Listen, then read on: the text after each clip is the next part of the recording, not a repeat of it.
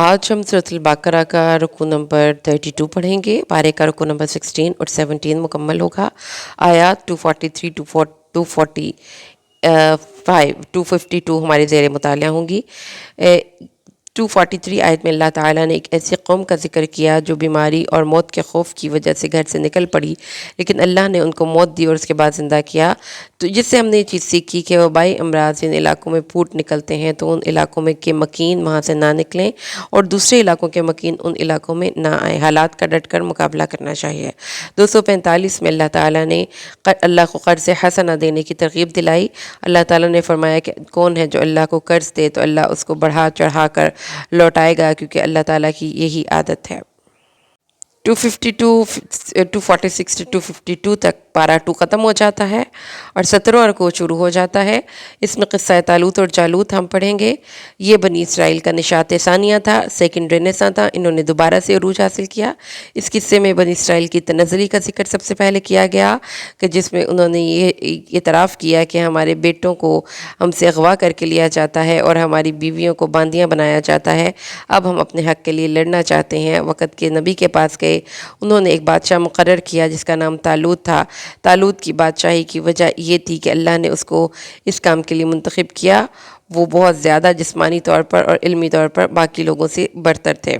اس کے بعد اللہ تعالیٰ نے پھر ان لوگوں نے اعتراض کیا کہ طالوت ہم پر کیسے بادشاہ ہو سکتا ہے، تو اس کی بادشاہت کی نشانی کے طور پر تابوت سکینہ ان کو لوٹا دیا گیا، جو کہ بادشاہ ان کے دشمن ان سے چھین کر لے گئے تھے۔ یہ ان کو واپس لوٹا دیا گیا، جس سے ان کی ہمت بندی اور حضرت طالوت کی بادشاہت پر ایک نشانی بھی ثابت ہوئی۔ پھر اللہ تعالیٰ نے ان کی نہر سے آزمائش کی۔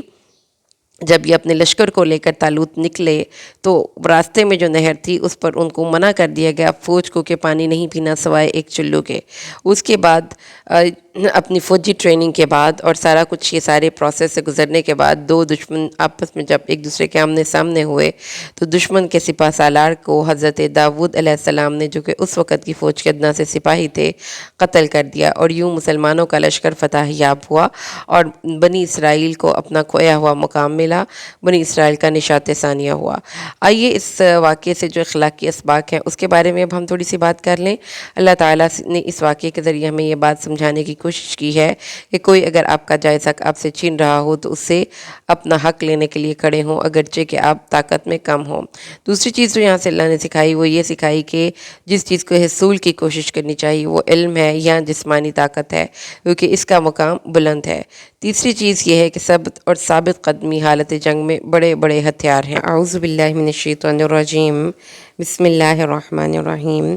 الم ترى، کیا نہ دیکھا تو نے اے مخاطب، الی طرف الذین، ان لوگوں کی،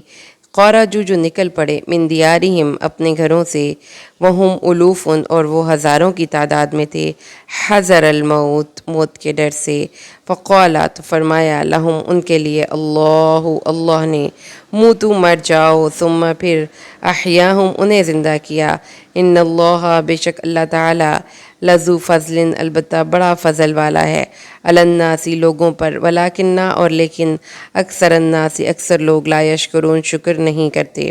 بھلا تم نے ان لوگوں کو نہیں دیکھا جو موت کے ڈر سے اپنے گھروں سے نکلے جبکہ وہ کئی ہزاروں کی تعداد میں تھے، تو اللہ نے کہا مر جاؤ، پھر انہیں زندہ کر دیا۔ بے شک اللہ لوگوں پر بڑا فضل کرنے والا ہے، لیکن اکثر لوگ شکر نہیں کرتے۔ اس کے بارے میں کون سی یہ بستی تھی، کوئی خاص صحیح احادیث میں اس کا ذکر نہیں۔ کچھ تفصیلات یہ بتاتی ہیں کہ یہ لوگ طاعون کے بیماری کے خوف سے اپنے شہر کو چھوڑ کر بھاگے تھے، اور جب ایک بستی میں پہنچے تو وہاں اللہ کے حکم سے ان کی روح قبض کر لی گئی۔ پھر اللہ تعالیٰ نے ان کو دوبارہ زندہ کیا، اور اللہ تعالیٰ نے پھر اللہ تعالیٰ نے فرمایا ہے کہ یہ وہ لوگ تھے جو کہ اس وجہ سے اپنے شہروں سے نکلے تھے کیونکہ وہ اپنی زندگی کی وجہ سے اپنی زندگی حاصل کرنا چاہتے تھے۔ تو اللہ تعالیٰ نے پھر بتایا کہ زندگی اور موت اللہ کے ہاتھ میں ہے۔ حضرت عبد الرحمن بن عوف فرماتے ہیں کہ جب رسول صلی اللہ علیہ وسلم نے فرمایا ہے کہ میں نے رسول صلی اللہ علیہ وسلم سے یہ سنا کہ جب تم سنو کہ کسی علاقے میں کوئی وبا پھیلی ہے تو تم وہاں اس ڈر سے مت بھاگو کہ تمہاری موت واقع ہو جائے گی، اور جب تم کسی جگہ وبا کی خبر سنو تو وہاں مت جاؤ۔ اللہ تعالیٰ نے یہ چیز تھی نا، کیونکہ ایک دفعہ شام میں آج کل وبا تھی، اور جب حضرت عمر نے وہاں پر جانا تھا تب وہاں پر وبا کا کوئی دور تھا، تو پھر عبد الرحمن بن عوف نے ان کو اللہ کے نبی کی یہ نصیحت یاد کروائی کہ آپ اپنے علاقے میں رہیے، اس علاقے میں مت آئیے، اور جب یہ وبا ختم ہو جائے گی تب آئیے گا، کیونکہ اللہ کے نبی نے ہی فرمایا کہ قرنطینہ ہو جائیں، کوارنٹائن ہو جائیں، جو لوگ وہاں پہ رہ رہے ہیں وہ وہیں پہ اسٹک کریں، اور باہر والے لوگ اپنے گھروں میں رہیں۔ تو جہاں جہاں پہ کوئی ہے وہ وہیں پہ رہے گا، یعنی یہ بیماری کے حوالے سے بھی بہت بڑی آیت ہے۔ اور دوسری بات یہ کہ زندگی اور موت کے بارے میں جو ہمارے ذہن میں ایک کانسیپٹس ہے اور یہ سوچ ہوتی ہے کہ ہم اپنی مرضی سے زندگی کو پرولونگ کر سکتے ہیں، اپنی موت کو روک سکتے ہیں، تو اللہ تعالیٰ نے فرمایا کہ ہر ایک چیز جو ہے وہ بیفور ٹائم آپ کی تقدیر میں لکھی جا چکی ہے، اس لیے اس میں ٹینشن لینے کی ضرورت نہیں ہے۔ اگلی آیت پہ آ جائیے، آیت نمبر 244 پہ۔ اللہ تعالیٰ فرماتے ہیں وَقَاتِلُوا، اور تم لڑو، فی میں سبیلی، راستے اللہ کے، وَاعْلَمُوا، اور جان لو، ان اللہ، بے شک اللہ تعالیٰ، سمیع، سننے والا، علیم، جاننے والا ہے۔ اب یہاں پہ جو واقعہ شروع ہوگا یہ ہمارا جس کو کہتے ہیں نا سیکنڈ رینیساں تھا بنی اسرائیل کا، ان کا نشاط ثانیہ تھا۔ تو اللہ تعالیٰ نے ہمیں یہ بتایا اس بات سے کہ اس سے پہلے ایک واقعہ بتا کر کہ جس طرح انسان کی زندگی اور موت پہلے سے لکھی جا چکی ہے، اسی طرح انسان کا اجل اور رزق بھی لکھا جا چکا ہے۔ تو جہاد کرتے وقت یہ سوچنا ذہن میں رکھنا کہ ہائے میں جہاد میں جاؤں گا، میں مارا جاؤں گا، کیونکہ یہ دونوں پہلے سے لکھے جا چکے ہیں۔ مجاہد اور شہداء ان کی قسمتوں میں لکھے جا چکے ہیں۔ تو اللہ تعالیٰ نے یہی نا، ہم نے جب صورت ہمارے 11ویں پارے میں جب جا کر آپ سورۃ توبہ پڑھیں گے، اس میں وہ کہتے ہیں کہ ساتھی ہمارے یہاں اگر ہماری بات مانتے تو نہ مرتے۔ آپ سورۃ آل عمران میں پڑھیں گے تو اللہ تعالیٰ نے فرمایا کہ وقت ہر ایک کا لکھا جا چکا ہے، اگر جس نے مرنا ہے وہ اپنے گھر میں بیڈ پہ بھی مر جائے گا، اور جس نے نہیں مرنا وہ میدان جنگ میں بھی نہیں مرے گا۔ تو اللہ تعالیٰ نے فرمایا اگر تم سچے ہو تو اپنے اندر سے موت کو ہٹا کر دکھاؤ۔ تو یہ چیز تھی۔ اب یہاں پر یہ بات اللہ تعالیٰ نے بتائی کہ جب اللہ کے راستے میں آپ کو موقع مل جائے کہ ہم کسی بھی کیپیسٹی میں کوئی خدمت کریں، خواہ وہ تلوار اٹھا کر کریں یا وہ میدان جنگ میں کریں، تو پھر خوب دل جمعی سے اور بے جگری سے لڑنا چاہیے۔ یاد رکھیں کہ جنت تلواروں کے سائے کے نیچے ہے۔ آگے اللہ تعالیٰ فرماتے ہیں، آیت نمبر 245 پہ آ جائیے۔ اللہ تعالیٰ فرماتے ہیں من کون ہے، من ذا الذی، وہ کون ہے جو یقرض، قرض دے اللہ کو، قرضا حسنۃ، قرض حسنہ۔ قرض حسنہ کیا ہے؟ یعنی آپ نے اللہ کو دے دیا تو فیضاعفہ، تو لوٹا دیتا ہے، بڑھا دیتا ہے اس کو اللہ تعالیٰ، لہو، اس کے لیے، اضعافاً، بڑھاوا دینا، کثیرتاً، بہت زیادہ، اللہ، اور اللہ یقبض، تنگ کرتا ہے، ویبسط، اور کشادہ کرتا ہے، وإلیہ ترجعون، اور اسی کی طرف تم لوٹ کر جاؤ گے۔ تو اس میں بھی یاد رکھیے کہ جو اللہ کو ایسا، اللہ تعالیٰ کے نبی صلی اللہ علیہ وسلم نے فرمایا کہ کون ہے جو ایسے اللہ کو قرض دے جو نہ مفلس ہے اور نہ ظالم ہے۔ یہ آیت سن کر حضرت ابو الصدحہ انصاری نے کہا یا رسول اللہ، کیا اللہ ہم سے قرض طلب کرتا ہے؟ آپ نے فرمایا ہاں۔ فرمایا اپنا ہاتھ دیجئے۔ پھر ہاتھ میں ہاتھ لے کر کہا حضور میں اپنا باغ جس میں 6 کھجور کے درخت ہیں اللہ کو قرض دیا، اور وہاں سے سیدھے اپنے باغ میں آئے اور باہر ہی کھڑے رہ کر اپنی بیوی کو آواز دی کہ بچوں کو لے کر باہر آ جاؤ، یہ میں نے باغ اللہ کے راستے میں قرض حسنہ کے طور پر دے دیا ہے۔ تو فی سبیل اللہ خرچ سے مراد قرض حسن یعنی وہ خرچ ہے جو کہ اللہ کے راستے میں اللہ کے دین کو پروموٹ کرنے کے لیے، اور بال بچوں پر خرچ کرنا بھی فی سبیل اللہ خرچ ہے، اور اللہ کے راستے میں تسبیح اور تقدیس یعنی سبحان اللہ اور الحمدللہ بھی تسبیح و تقدیس بھی اللہ کے راستے میں خرچ ہے۔ پھر اللہ نے پھر فرمایا کہ اللہ اسے لوٹائے گا ملٹی پلائی کر کے، جیسے کہ ایک اور حدیث میں آتا ہے، ایک اور مقام پر قرآن پاک میں اللہ تعالیٰ فرماتے ہیں وَمَثَلُ الَّذِينَ يُنفِقُونَ أَمْوَالَهُمْ فِي سَبِيلِ اللَّهِ كَمَثَلِ حَبَّةٍ آنبَتَتْ 7 سَنَابِلَ فِي كُلِّ سُنبُلَةٍ 100 حَبَّةٍ وَاللَّهُ يُضَاعِفُ لِمَن يَشَاءُ، یعنی اللہ کے راستے میں خرچ کی مثال اس دانے جیسی ہے جس کی 7 بالیاں نکلیں اور ہر بالی میں 100 دانے ہوں، اور اللہ جسے چاہتا ہے اور بڑھاتا ہے۔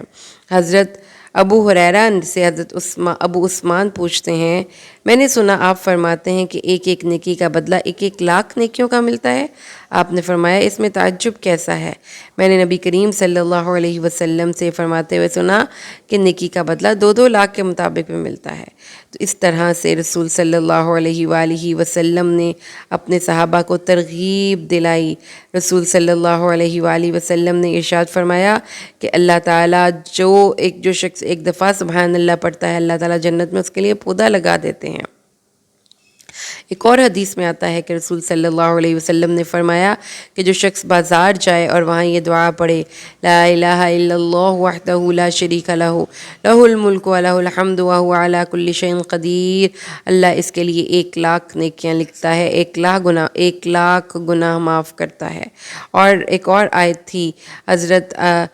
جب یہ آیت نازل ہوئی، انما یوفی الصابرون اجرہم بغیر حساب، حضرت کعب بن احبار سے ایک شخص نے کہا، میں نے ایک شخص سے یہ سنا ہے کہ جو شخص سورت یہ والی آیت قل هو اللہ احد سے آخر تک 1 مرتبہ پڑھتا ہے، اس کے لیے موتی اور یاقوت کے 10,00,000 محل جنت میں بنتے ہیں۔ کیا میں اسے سچ مان لوں؟ آپ نے فرمایا اس میں تعجب کی کون سی بات ہے، بلکہ 20 اور بھی اور 20,00,000 اور بھی، اور اس قدر کہ اس کی کوئی گنتی ہی اللہ کے علاوہ کسی کو معلوم نہ ہو۔ کیونکہ پھر آپ نے یہ آیت تلاوت کی، جب اللہ تعالیٰ نے اضعافاً کثیرہ کہا تو اس کا مطلب یہ ہے کہ پھر مخلوق اس گنتی کی کیسے طاقت رکھے گی، جبکہ اللہ نے خود کہا کہ اس کو اللہ تعالیٰ بے حد و بے حساب دگنا کر کے بڑھاتا ہے۔ فرمایا کہ رزق کی کمی اور بیشی اللہ کی طرف سے ہے، اللہ کی راہ میں خرچ کرتے ہوئے بخیلی نہ کرو، وہ جسے دے اس میں بھی حکمت ہے اور جسے نہ دے اس میں بھی مصلحت ہے، تم سب کے سب قیامت کے دن اس کی طرف لوٹائے جاؤ گے۔ تو اس لیے اللہ کو قرض حسنہ دیتے وقت، اللہ کے راستے میں ذکر کرتے وقت، اللہ کے راستے میں خرچ کرتے وقت، اللہ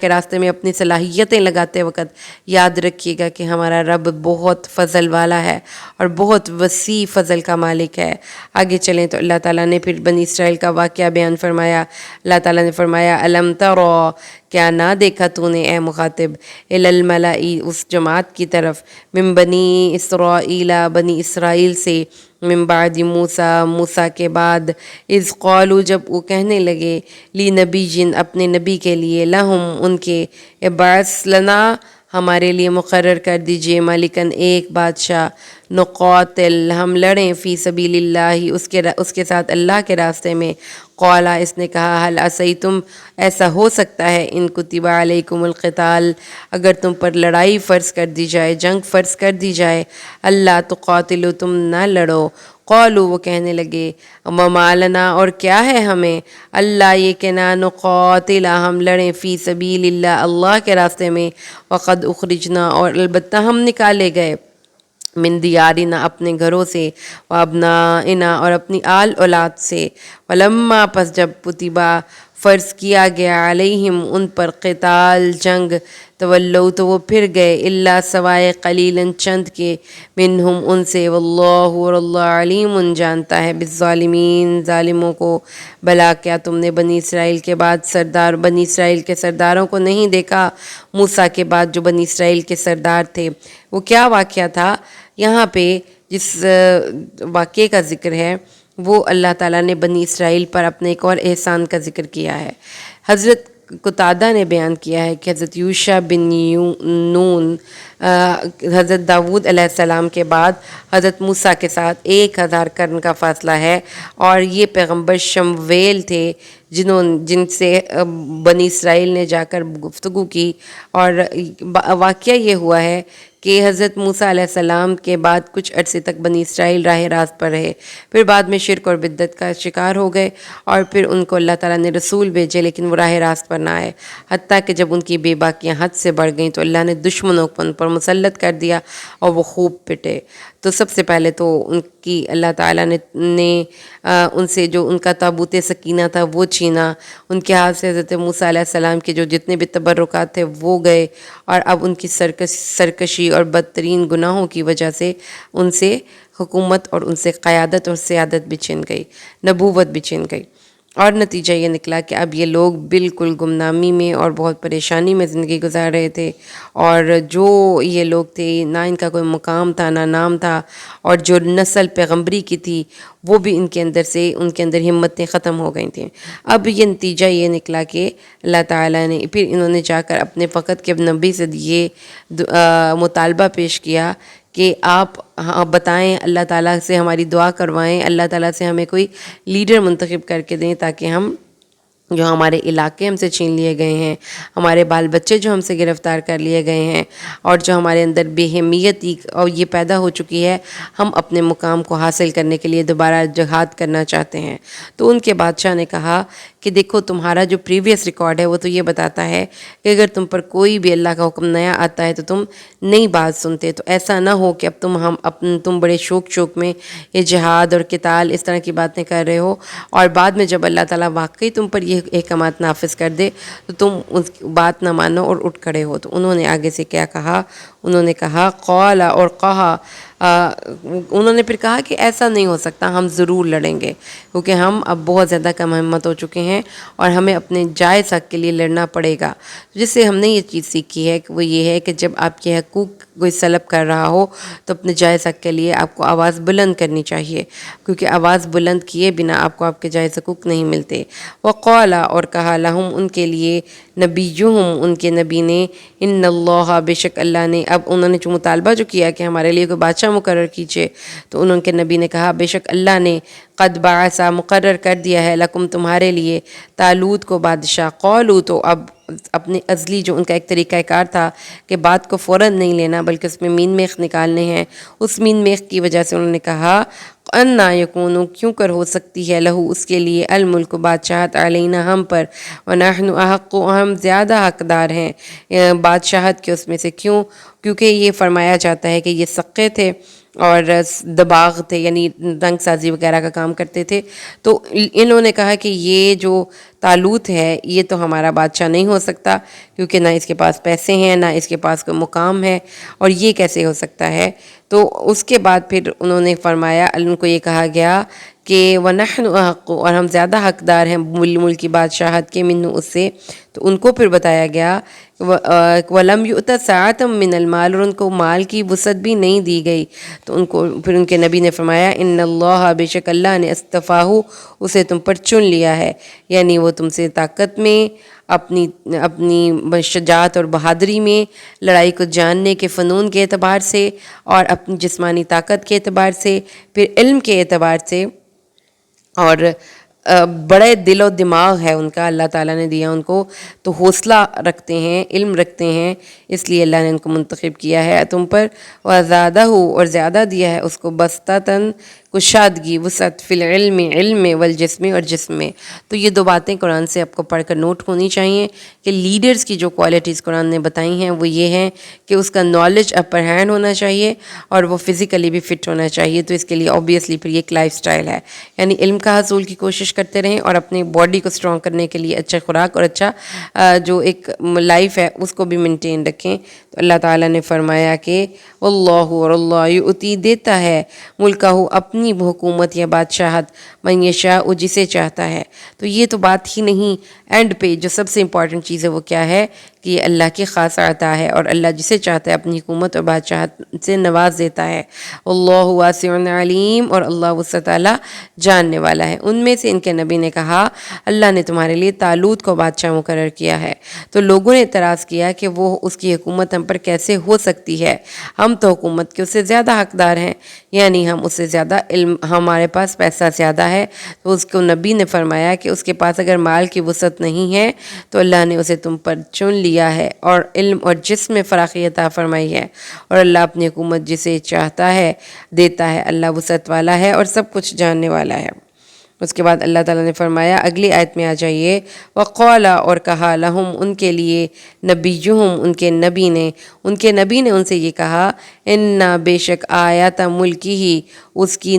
کی حکومت کی ایک نشانی یہ ہوگی، این یاتیکم التابوت، کہ تمہارے پاس وہ تابوت آ جائے، فیہ، اس میں، سکینت، سامان تسکین ہو، ربکم، تمہارے رب کی طرف سے، وبقیت، اور باقی بچی ہوئی چیزیں ہوں، ہوں مما اس سے جو تارا کا چھوڑ گئے آل موسیٰ و آل ہارون آل موسیٰ اور آل ہارون تحملہ اٹھا کر لائیں گے اس کو فرشتے ان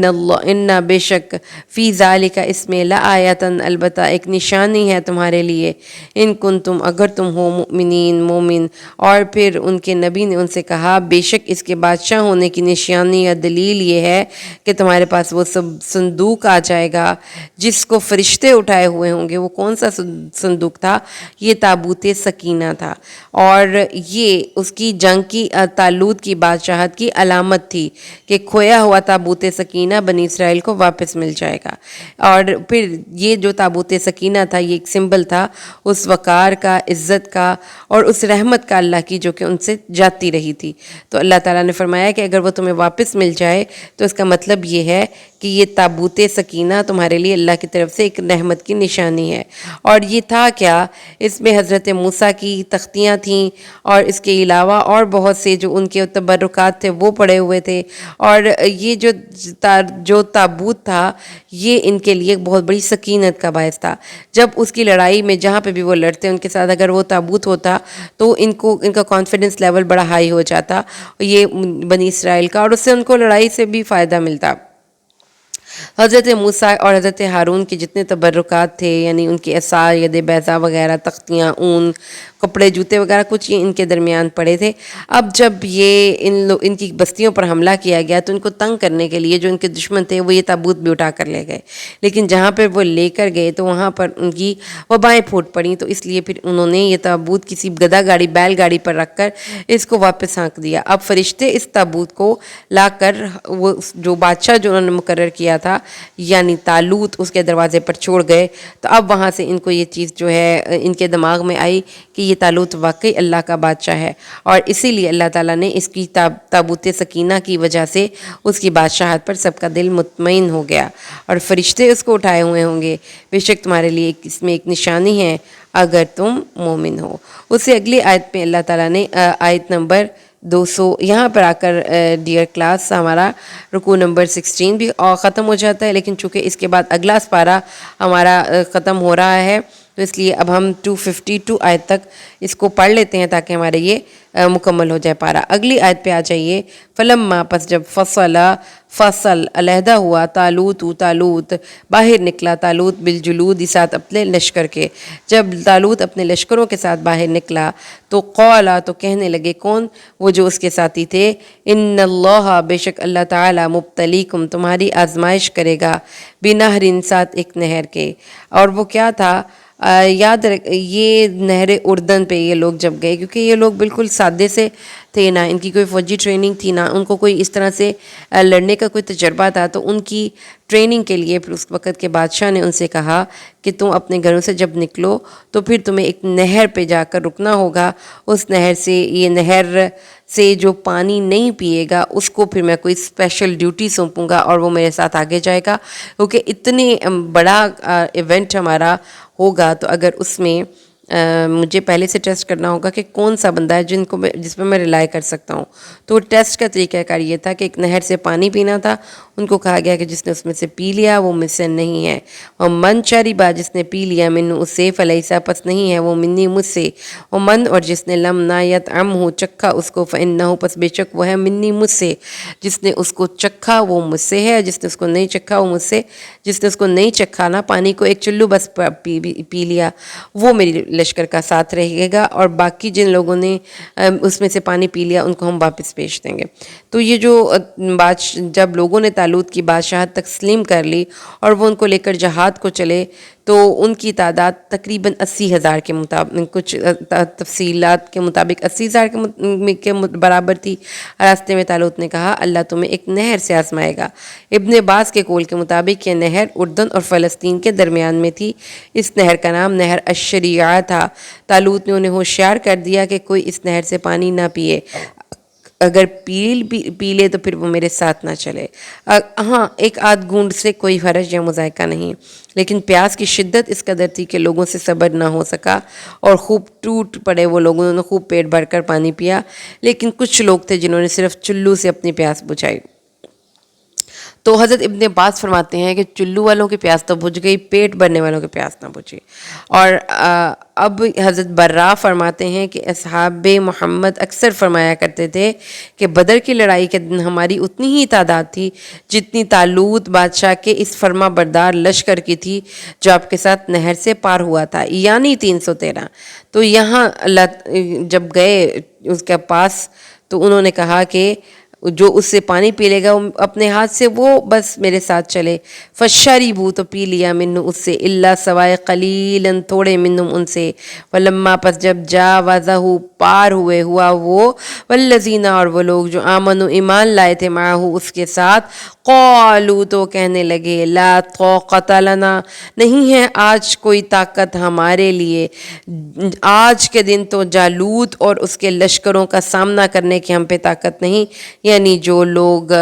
بزدل تھے ان کے تو چھکے چھوٹ گئے، بزدلی سے بھرپور انہوں نے جہاد سے انکار کرتے ہوئے فرمایا کہ ان دشمنوں کو دیکھ کر تو ہمارے حوصلے ٹوٹ گئے ہیں، اور اب ہم وہ صاف جواب دے بیٹھے۔ تو اس وقت لشکر میں جو لوگ اولو العزم تھے، ہمت والے تھے، سرفروش مجاہد تھے، علماء کرام تھے، انہوں نے مکمل طور پر ہمت بندوائی، واز کہے، فرمایا کثرت و قلت کے موقع پر فتح نہیں ہوتی بلکہ صبر اور نیک نیتی کے راستے پر چل کر ضرور اللہ کی امداد آتی ہے۔ اور کئی دفعہ ایسا ہوا ہے، اللہ تعالیٰ نے فرمایا قالا تو فرمایا الذین ان لوگوں نے یظنون جن کو یقین تھا انہم کہ وہ ملاقات کرنے والے ہیں اللہ سے، کم کتنی دفعہ ہوا ہے، من فئۃ قلیلۃ کہ تھوڑی جماعتیں،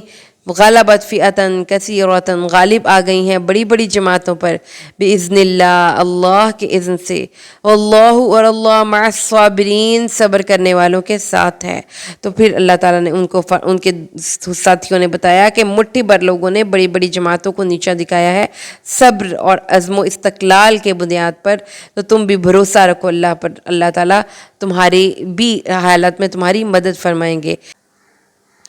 ولما آیت نمبر 250 پہ آ جائیے، ولما اور جب بارازو آمنے سامنے ہوئے لجالوتا جالوت کے، واجنودی اور اس کے لشکر کے، قالو انہوں نے کہا ربنا اے ہمارے رب افرغ دہانے کھول دے، ڈال دے ہم پر، صبرن صبر، وثبت اور ثابت رکھ دے، قد اقدامنا ہمارے قدم، منصورنا اور مدد کر ہماری، علی القوم الکافرین کافروں کی قوم پر۔ جس سے اللہ تعالیٰ نے ہمیں بتایا کہ جب مشکل حالات ہوتے ہیں تو اللہ سے ہی مدد مانگنی چاہیے، اور اللہ تعالیٰ ہی کی مدد کے بھروسے پر انسان جو ہے وہ بڑے بڑے مشکل کام کر لیتا ہے۔ تو دلیر سپہ سالار جیسے حضرت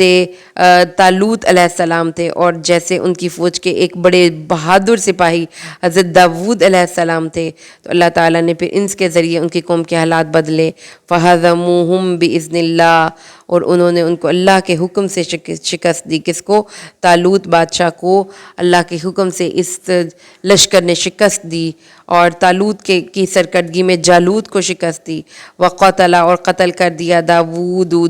نے جالوت کو، داود نے جالوت کا قتل کر دیا ان کو۔ انہوں نے حضرت داود علیہ السلام اس وقت طالوت کی فوج کے ایک ادنا سے سپاہی تھے، انہوں نے اپنے انہوں نے غلیل میں رکھ کر جو طاق کر پتھر مارا تو اس سے وہ جو دشمن کا بادشاہ تھا اس کی موت واقع ہو گئی۔ تو اللہ تعالیٰ کے نبی حضرت داود کو پھر یہ بریک تھرو ملا، اور پھر حضرت طالوت کی جو لشکر تھے انہوں نے پھر حضرت طالوت نے باقی دشمن کا سامنا کرتے ہوئے ان کو مار بھگایا۔ اس طریقے سے یہ جو جالوت کا جو لشکر تھا یہ شکست فاش کا شکار ہوا، اور اللہ تعالیٰ نے حضرت داود کے ہاتھوں اس کو دوبارہ سے دوبارہ طور پر رنساں دیا، دوبارہ سے ریوائول ہوا، دوبارہ سے عروج و ترقی حاصل کی، اور اللہ تعالیٰ نے داود علیہ السلام کو ملک کا بادشاہت دی، والحکمت اور حکمت دی، اور اللہ تعالیٰ نے ان کو دوبارہ سے ایسا علم سکھایا جو اللہ نے چاہا۔ تو اللہ تعالیٰ نے حضرت داود کے ذریعے بنی اسرائیل کو دوبارہ سے نشاط ثانیہ دیا، دوبارہ سے اٹھایا, دوبارہ سے ان کی زندگی میں ایک اللہ کی رحمتیں داخل ہوئیں, اس لیے کہ ان لوگوں نے اپنے حق کے لیے کھڑے ہوئے تھے اور اپنے دشمن کے خلاف کھڑے ہوئے تھے, جبکہ اس سے پہلے حضرت موسیٰ علیہ السلام کی سرکردگی میں یہ لوگ لڑ ہی نہیں سکتے تھے. اب ان کو اپنے حقوق کا احساس ہوا کہ انسانی حقوق کیا ہوتے ہیں, اور کوئی اگر آپ کے حقوق سلب کر رہا ہو تو آپ نے اس کو اپنے حقوق سلب کرنے نہیں دینا, بلکہ اگر آپ بے شک طاقت میں تھوڑے ہیں اپنے جائز حق کے لیے کھڑے ہوں. تو یہ اللہ تعالیٰ نے اینڈ پہ پھر حضرت داؤد کو بادشاہت دی. حضرت داؤد آپ کو پتہ ہے کہ اللہ نے ان پر زبور نازل کی تھی, اللہ تعالیٰ نے ان کو خوبصورت آواز دی تھی, اور یہ ایک دن روزہ رکھتے تھے ایک دن چھوڑتے تھے, یعنی یہ مکمل طور پہ بیلنس پرسنالٹی تھی. تو اللہ تعالیٰ نے فرمایا مما, اس سے جو انہوں نے چاہا, ولو, اور اگر نہ ہوتا اللہ تعالیٰ دور کرتا لوگوں کو, بعضہم ببعض, بعض کو بعض کے ذریعے, لفسدت الارض, تو ضرور زمین میں فساد ہو جاتا. یعنی اللہ تعالیٰ نے فرمایا ہے کہ ایسا اکثر ہوا ہے کہ اللہ تعالیٰ عام سی جماعت کے ساتھ, مٹھی بھر لوگوں کے ساتھ بڑی بڑی جماعتوں کو نیچا دکھاتا ہے, اور اس کی وجہ بھی یہ ہے کہ اس طرح سے اس بڑی جماعت کی طاقت کا زور ٹوٹ جاتا ہے. اور اگر ایسا نہ ہوتا تو وہ جو طاقتور جماعت ہے وہ زمین میں فساد کرتی رہتی. فساد اصلاح کی ضد ہے, لوگوں کے حقوق خراب کرتی, لوگوں کرپشن سے ان کا پیسہ کھا جاتی, لوگوں کے پریشانیوں کا باعث بنتی. اس لیے اللہ نے اپنے فضل سے یہ جہاد اور قتال بھی فرض کیا تاکہ اگر کوئی کسی کا حق غصب کر رہا ہو تو اس سے اس کا حق لے لیا جائے. وَلَكِنَّ اللَّهَ ذُو فَضْلٍ عَلَى الْعَالَمِينَ, لیکن اللہ تمام اہل عالم پر فضل والا ہے. تو انہوں نے انہیں اللہ کے حکم سے شکست دی, اور داؤد نے جالوت کو قتل کر دیا, اور اللہ نے انہیں بادشاہی اور دانائی عطا کی, اور جتنا کچھ چاہتا تھا سکھا دیا. یہ پرندوں کی بولیاں سیکھتے, یہ ان کے ساتھ پرندے اللہ کا ذکر کرتے تھے. پھر اللہ نے ان کو لوہار بنایا, اللہ تعالیٰ نے ان کے ہاتھ پر لوہے کو نرم کیا. تو اللہ تعالیٰ اگر لوگوں کو ان کے بعض کے ساتھ ہٹاتا نہ رہتا ہوتا تو یقیناً زمین برباد ہو جاتی. لیکن اللہ جہانوں پر بڑے فضل والا ہے. تلک آیات اللہ نتلوها علیک بالحق, یہ نشانیاں ہیں نبی ہم آپ پہ بڑے ہی حق کے ساتھ اس کو حق کے ساتھ ادا کر رہے ہیں. وَإِنَّكَ, اور بے شک آپ, لَمِنَ الْمُرْسَلِينَ, اس وقت آپ یقیناً اللہ کے رسولوں میں سے ہیں. الحمدللہ. تو یہاں پر جا کر ہمارا دوسرا پارہ مکمل ہوا, اللہ تعالیٰ کی حکم, اس کی توفیق اور اسی کی رحمت سے.